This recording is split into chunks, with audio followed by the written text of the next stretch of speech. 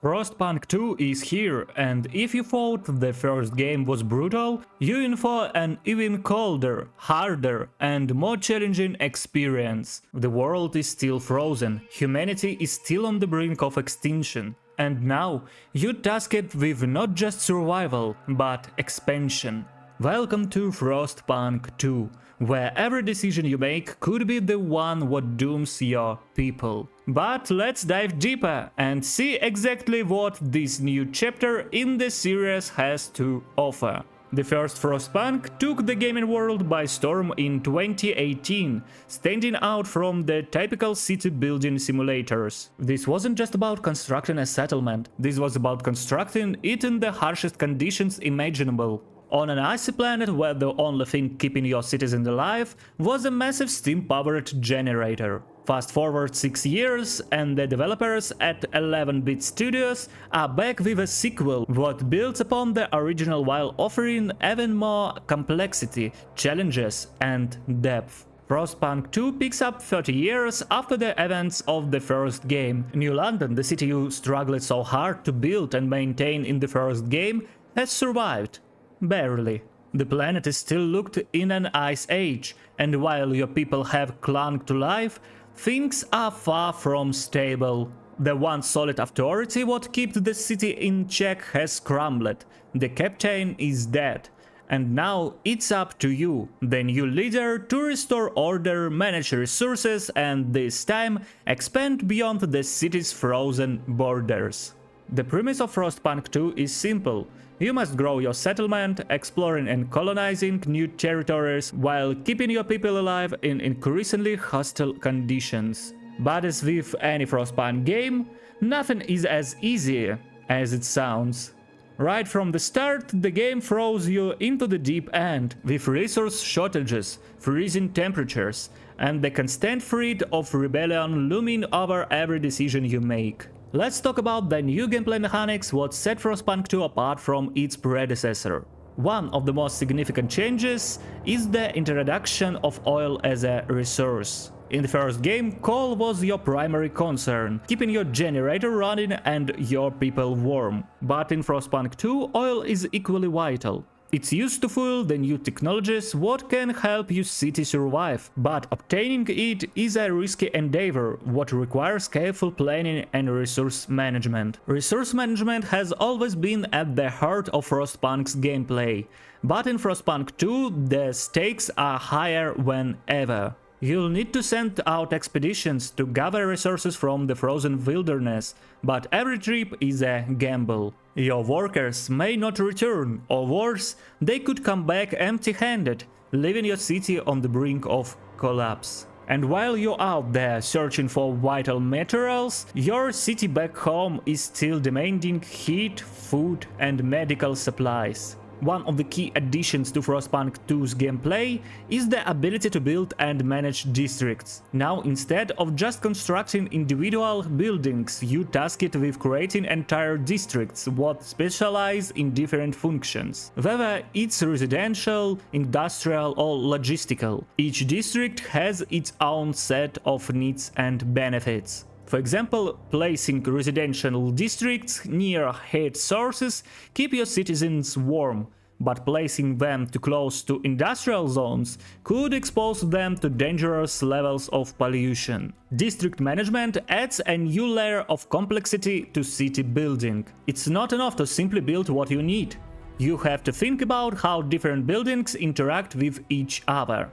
If you build a resource-gathering district too far from a supply depot, it'll take longer for materials to be transported, slowing down production. But building too densely in one area could lead to overcrowding, which in turn increases the risk of disease spreading throughout your population. And speaking of diseases, keeping your people healthy in Frostpunk 2 is harder than ever. The freezing temperatures mean what even a slight miscalculation in heat distribution can lead to a deadly outbreak of illness. You'll need to build hospitals, research medical upgrades, and allocate resources to prevent your population from being wiped out by the cold or disease. Every decision feels like a matter of life and death, because in Frostpunk 2 it is. But what really sets Frostpunk 2 apart from its predecessor is its political system. This time around, you're not just managing resources, you're managing factions. As your city grows, different groups within the population will begin to form, each with its own agenda. Some factions might want to focus on technological advancement, while others are more concerned with preserving traditions or ensuring equality among the citizens. Balancing these competing interests is one of the most challenging aspects of the game. You can't please everyone, and in Frostpunk 2, trying to do so can be disastrous. If you favor one faction too much, the others will grow resentful, and you could find yourself dealing with protests, strikes, or even full-blown rebellion. The choices you make as a leader don't just affect the immediate survival of your people, they shape the entire future of your city.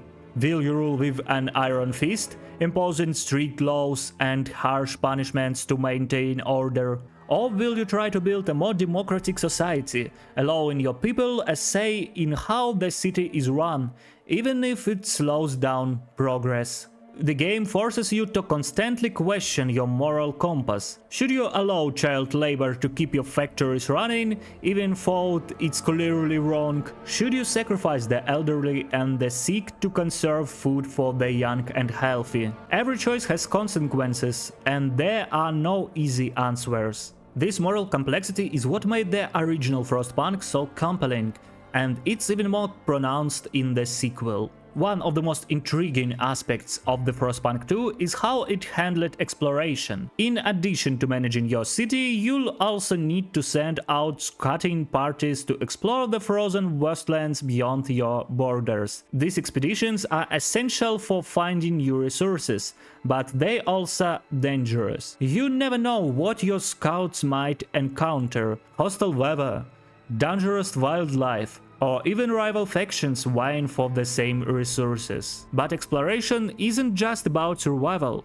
it's about expansion. One of the key goals in Frostpunk 2 is to establish outposts in new territories, expanding your city's influence and securing vital resources. These outposts can provide your city with much needed food, fuel and other materials, but they also come with their own challenges. Outposts need to be maintained, protected and kept supplied, or they'll fail, leaving your city more vulnerable than before. The game's visuals and sound design are as immersive as ever. Frostpunk 2's world is bleak and beautiful, with snow-covered landscapes that stretch out into the horizon. The city itself feels alive, with smoke rising from chimneys, citizens huddling around heat sources, and the constant hum of machinery working to keep the cold at bay.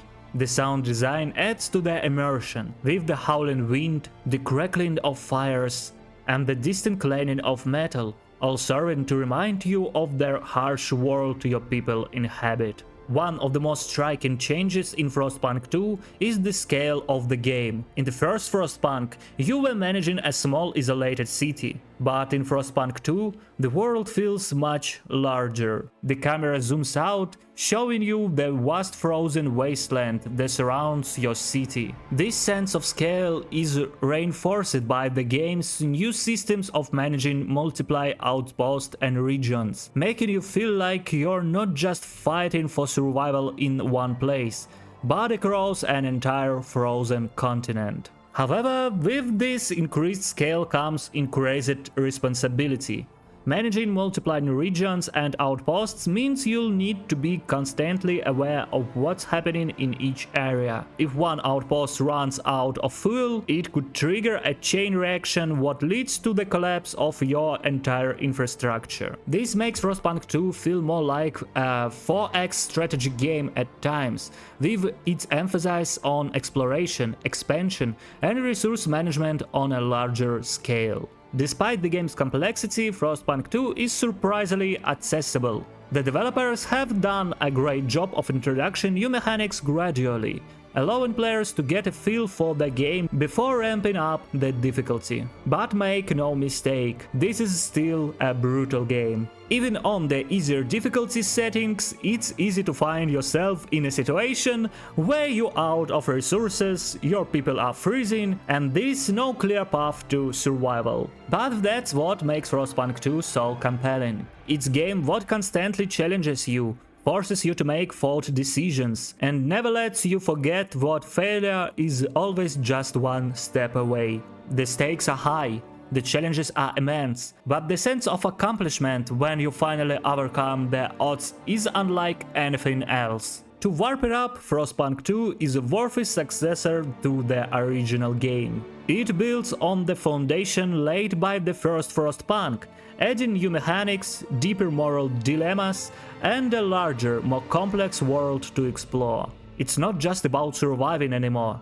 it's about thriving in a world that wants nothing more than to see you fail. If you loved the first Frostpunk, you're going to love this one even more. And if you're new to the series, prepare yourself for one of the most intense, challenging and rewarding strategy games you'll ever play. Thanks for watching, and if you're ready to dive into the frozen world of Frostpunk 2, make sure to like this video, subscribe for more gaming content, and leave a comment below on how you would lead humanity through the endless winter. See you next time!